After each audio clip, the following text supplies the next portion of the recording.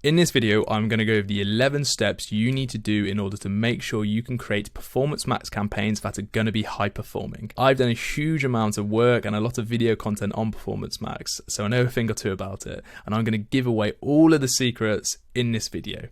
Well, in fact, let's actually go to our growth ClickUp tasks, and for every new client we're on board for Google Ads, you actually have a checklist, which you won't be seeing right now, I'm afraid, of 52 individual tasks we complete before a campaign is built, before our new growth campaigns are built. So there's 52 individual things here, but I have summarized them into 11 steps that you can do for yourself. Number 1, we use the 80-20 rule with our initial product split for our 2 Performance Max campaigns. Typically, every client can get away initially with a 2 Performance Max split. We use the 80-20 rule, and what this means is 20% of your products account for 80% of your revenue. So what we want to do is we segment the 20% of products that generate the 80% of our revenue in a higher demand PMax. And then the rest of the 80% of products goes into our lower demand PMax. So we have 2 Performance Max campaigns that we start with. Then once we get into the optimization, we actually end up maybe segmenting out some of these asset groups into their own PMax campaigns. But that's a video for optimization, which I'm actually going to go over a bit later. So make sure to subscribe for that. So that's number 1. We use the 80-20 rule to decide our product split. Okay, and as part of doing that, I like to go into Shopify itself. I also like to go into GA4 and just get an idea of the natural demand products have, and this helps me decide the split through that. The next one we do, and this is the agency, you might not have to do this yourself, but at Growth we always create a funnel visualization using Miro, and what this looks like is this. So these are actually 5 different strategies we use. This is all based on ad spend. They're not really differentiating that much. So this is for 5k per month, this is 5 to 10, 10 to 20, 20 to 40, and 40 grand plus. And all you can see is the more money you have to spend during a month, the more full funnel approach you can take, because you need to maximize your return on investment, and it's all done on the cost per click. If you have £5,000 or $5,000 to spend for the month, you really aren't going to be able to use the same funnel approach that a £40,000 a month client uses. You need to maximize your ROI, and I have a video that will be linked in the description where I explain this in full detail. So that's number 2. We create the funnel visualization on Miro. Then we want to go and we want to calculate what our break-even ROAS is for our products. Now, if you have a huge amount of products, that might be a long task, but it is beneficial to do. You really want to understand your margins so you actually know how you are performing. And what this looks like is this. So this is the break-even ROAS calculator. What we do is input our data here, which is your product name, your cost of goods, shipping and other costs, and then we put the selling price in here, and then the rest of it is actually calculated. So we can understand our product profit margin, and then the break-even ROAS we need to achieve on Google Ads to break even on that. Anything above that, we're actually profitable. So understanding your margins is important, and not many people actually do it, surprisingly. We're understanding our break-even ROAS in number 3. So number 4, now we understand our segmentation of Performance Max campaigns. We understand the break-even ROAS. We now can go on to make our ad copy using the PMax ad copy framework. And when you see in every link here, what this is a framework that you can use for yourselves. I don't want your email, don't want anything. You can just use it.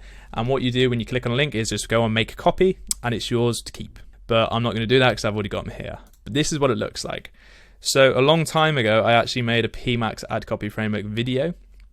But when I made it, we actually only had up to headline 5 for our PMax campaigns. Now we can use up to 15. Okay, so this has been slightly extended, and I'm going to make a refresh video on how to use this, which includes a little bit more bells and whistles to improve the user experience of this framework. Anyway, so make sure to subscribe to see that one. We create our ad copy using the PMax ad copy framework.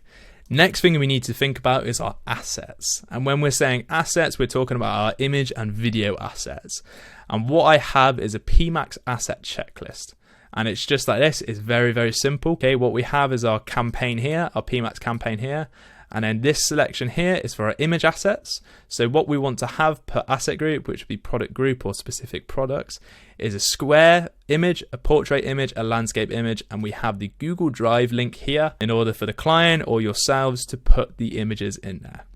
Organization is key with Google Ads and key with marketing. It's not something I actually envisioned before I got into marketing, but being organized is really, really beneficial.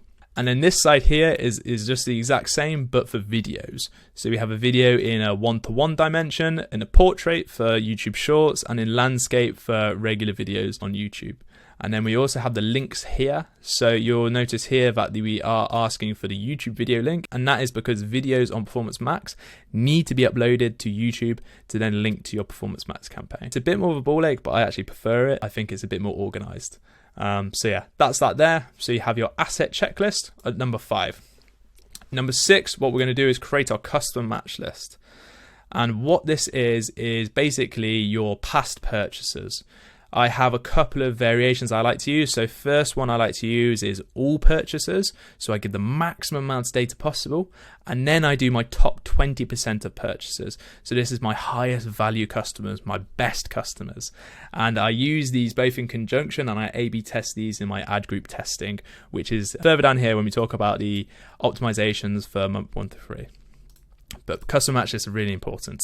So make sure if you qualify, you are using them in your Google Ads account. Number 7, and this is where this all comes together. So typically, just for a bit of insight, if you're a growth client, when you are onboarded with us, you don't actually see new campaigns until about 2 to 3 weeks from your onboarding.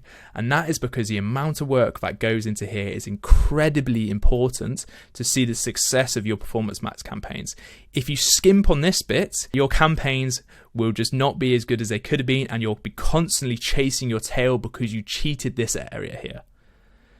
And what we do in this time when we're not actually building anything and we have existing campaigns is we stop the bleeding. That's what I like to say to the clients. We stop the bleeding of your existing campaigns. We do our best to make sure they'll be okay for the 2-week duration. And if not, if they're terrible, we just pause them.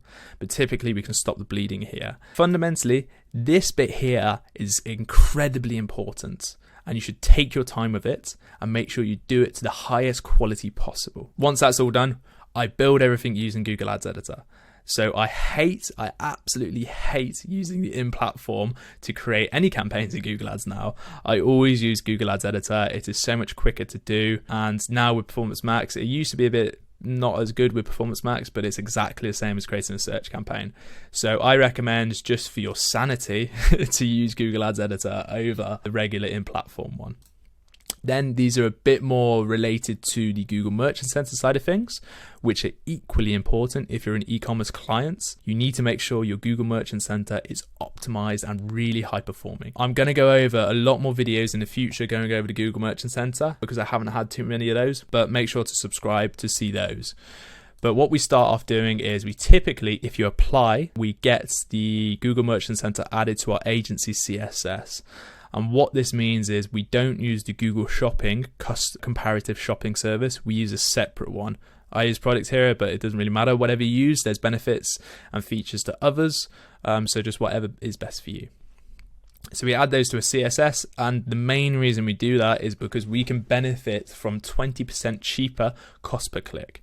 So we automatically more competitive in your auctions just by using a CSS. And they cost about 30 quid a month, £30, $30 a month, around that sort of area. So it's worth it if you're spending 10, 15, 20 grand a month. Absolutely worth it. Then we move on to number 9, which is a short summary of optimizing your Google Merchant Center using supplementary feeds. You can use a feed manager. You can use supplementary feeds. It depends how many products you have, really.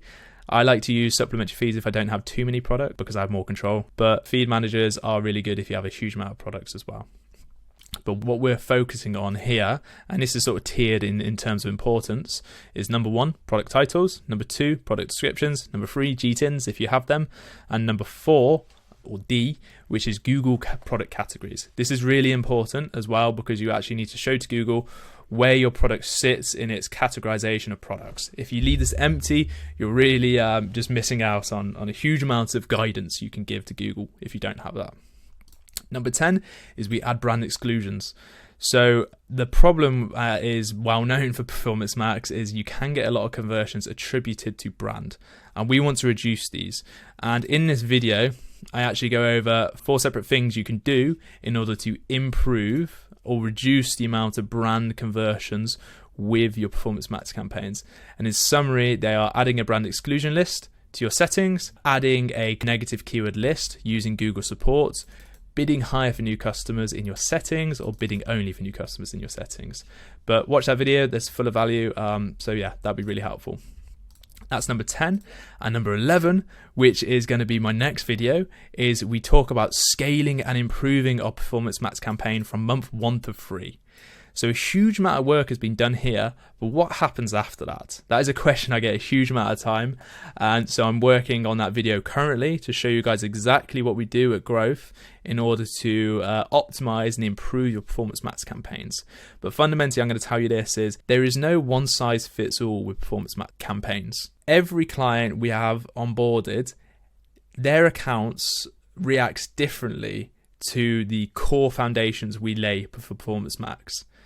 So in order to find out what resonates best with your account and what resonates best with your customers and your product, you need to do testing. And that's what we do in month 2 particularly, and in month 3 we scale. But this one's really important as well, and how we do that, the tactics we use, I'm going to give to you for free. I'm going to reveal, so make sure to subscribe to see that in my next video. So yeah, in summary, they are the 11 steps you need to take in order to have a high performing Google Ads Performance Max campaign for your e-commerce brands.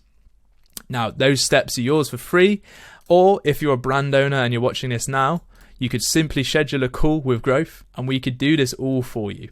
Okay, so if you would rather do that and let us do the heavy lifting, then please follow this link and book in a call with us and we can see how we can help you. But yeah, there was a lot of value in that video. Hope you appreciated it, and I will see you in the next one. Thank you guys.